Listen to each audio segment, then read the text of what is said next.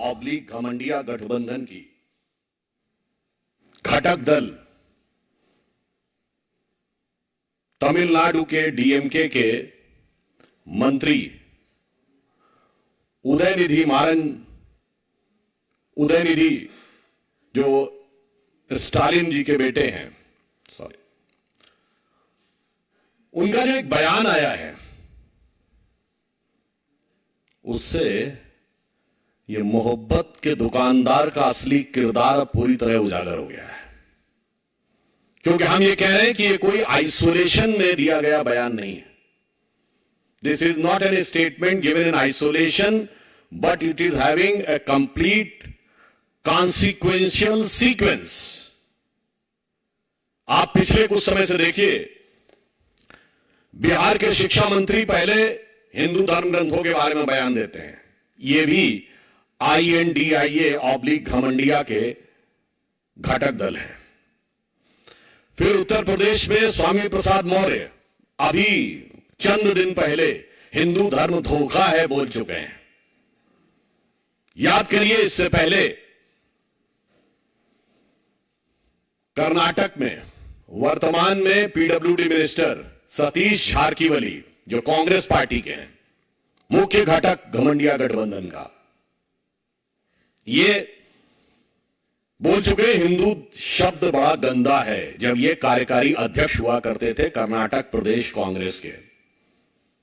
Gopal Italia जो इस समय आम आदमी पार्टी के महासचिव हैं, जो गुजरात आम आदमी पार्टी के अध्यक्ष हुआ करते थे, वो बोल चुके हैं कि मंदिर नहीं जाना चाहिए, देवी देवताओं की पूजा नहीं करनी चाहिए। और अब उससे पूर्व के भी दौर की बात याद करें तो जब ये सत्ता में थे, जैसे आज आदरणीय गृह मंत्री जी ने बात याद दिलाई है कि क्या कहते थे, मुस्लिम should have first right over the national resources of India. इन्होंने अपने मन से तथा कथित हिंदू आतंकवाद की पूरी थ्योरी गढ़ ली थी। याद करिए, जनवरी 2013 यूपीए सरकार के गृह मंत्री सुशील कुमार शिंदे जयपुर में यह बयान देते हैं कि हिंदू टेरर कैंप्स चल रहे हैं, और जब सदन में उनसे पूछा जाता है आप होम मिनिस्टर हैं, आपने बयान दिया है तो सबूत दीजिए, तो अपना स्टेटमेंट विड्रॉ कर लेते हैं कि मैंने ऐसे ही कहा था। इसलिए ये जो घटनाएं हैं ये केवल ऐसे ही नहीं हो रही हैं। इससे पूर्व भी तमिलनाडु में कोलत्तूर गांव, पेरंबूर जिला, वहां पर कुछ साल पहले यह कह दिया गया कि मुस्लिम समाज की आबादी 70% हो गई है तो मंदिरों में पूजा नहीं होनी चाहिए क्योंकि उनकी धार्मिक भावनाएं हर्ट होती हैं। और इसी गठबंधन के घटक दल डीएमके की सरकार ने उसे एक्सेप्ट कर लिया। वो तो मद्रास हाई कोर्ट ने इंटरवीन किया कि किसी भी समुदाय का बहुमत हो गया है, इसके आधार पर दूसरे समुदाय की पूजा नहीं रोकी जा सकती। केरल से कश्मीर तक सेकुलरिज्म के सारे सूरमा मुंह में दही जमाकर बैठे रहे। और आज जो एक घटना हुई है जिस पर हम आपका ध्यान आकर्षित करने के लिए आए, इस पूरी श्रृंखला को देखिए। और ये जो घटना हुई है इसमें तमिलनाडु के मंत्री उदयनिधि जिस कॉन्फ्रेंस में पार्टिसिपेट कर रहे थे, उस कॉन्फ्रेंस का शीर्षक क्या था? इरेडिकेशन ऑफ सनातन धर्म। यह कोई बाई चांस मुंह से निकला बयान नहीं था, यह बाकायदा एक कॉन्फ्रेंस हो रही है जिसका शीर्षक है इरेडिकेशन ऑफ सनातन धर्म। हिंदी में कहेंगे सनातन धर्म का समूल नाश। इरेडिकेशन की हिंदी हुई सनातन धर्म का समूल नाश। और ऐसा भी नहीं कि वो सीधे बयान दे रहे थे, आप सबने क्लिप देखी होगी, पढ़ रहे थे कागज से। इसका मतलब it was well thought after, well written, with a proper design, with a proper conclusion. और यह भी मुझे आश्चर्य हो रहा है, मुंबई में बैठक खत्म हुई और 24 घंटे में धमाका। मैं पूछना चाहता हूं कि ये उदयनिधि को किसने लिख के दिया था कागज, और इसमें इस गठबंधन का क्या रोल है? मुंबई में आपकी बैठक खत्म होती है और 24 घंटे के अंदर आप ये बोल देते हैं कौन सी योजना बनाई थी आपने?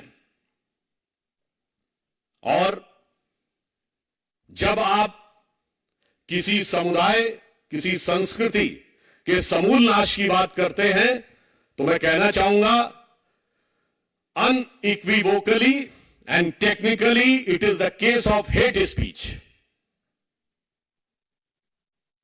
And we are not having any ray of hope from any government of this INDIA/Ghamandiya Gathbandhan. So I would like to remind that the Honorable Supreme Court of India has given an observation that they will take a suo motu cognizance of any hate speech. So I hope that the Honorable Supreme Court will be keeping an eye and will be having a strict vigil and will take appropriate step on this utterly unequivocal, damaging, violence-provoking hate speech, because it is not only insult, it is saying eradication means to finish. और मैं यह भी कहना चाहता हूं कि कई बार ये कहा जाता है कि we want to digress the issue.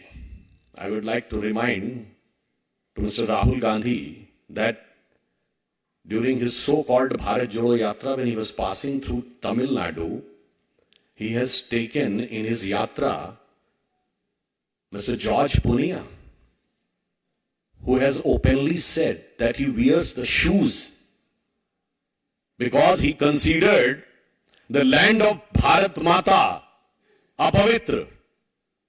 And he doesn't want his feet to be touched on this holy land. ये दुकानदार का असली किरदार है. ये मोहब्बत के नाम का हो रहा वोट का असली व्यापार है. और जब डाइग्रेस द इशू की बात करते हैं तो मैं ये भी याद दिलाना चाहता हूं. ये आरोप लगाते हैं कि हम लोग हिंदुत्व की राजनीति करते हैं. मैं याद दिलाना चाहता हूं, जब हम प्रधानमंत्री श्री नरेंद्र मोदी जी के नेतृत्व में जिसके ऊपर ये आरोप लगाते हैं, आज मैं पूछना चाहता हूं इस गठबंधन से, we are having the growth rate of 1.8%, which is highest among all the major economies of the world. मैं पूछना चाहता हूं, ये तथाकथित जो कहते हैं हम विकास की बात कर रहे हैं, इनके दौरे हुकूमत में एक साल बताएं जब पूरे विश्व में सबसे ज्यादा ग्रोथ रेट भारत की हुई हो. नहीं है. ये बताइए, हमारी जब जब सरकार रही है, ग्रोथ रेट महंगाई की दर से ऊपर रही है. इनकी जब जब सरकार रही है, महंगाई की दर ग्रोथ रेट से ऊपर रही है. अरे इनके जमाने में तो वो मजाक उड़ता था, आप सबको याद होगा, इंडिया की ग्रोथ रेट क्या रहती थी? 1.82%. And those who remember in 1980s it was ridiculed कि भारत तो 2% से ऊपर जा ही नहीं पाएगा, because it is a Hindu rate of growth. That was 2%. और ये वो तब था when they were having almighty, all powerful 2/3 majority government of Srimati Indira Gandhi's 70s 1 to 77. Then another 2/3 majority government of Srimati Indira Gandhi 81 to 84. Then an all-time highest majority government of Rajiv Gandhi 84 to 89. 2% growth rate. हमारी government आई है, I can say the 7.8% growth rate in the worst possible situation in the world.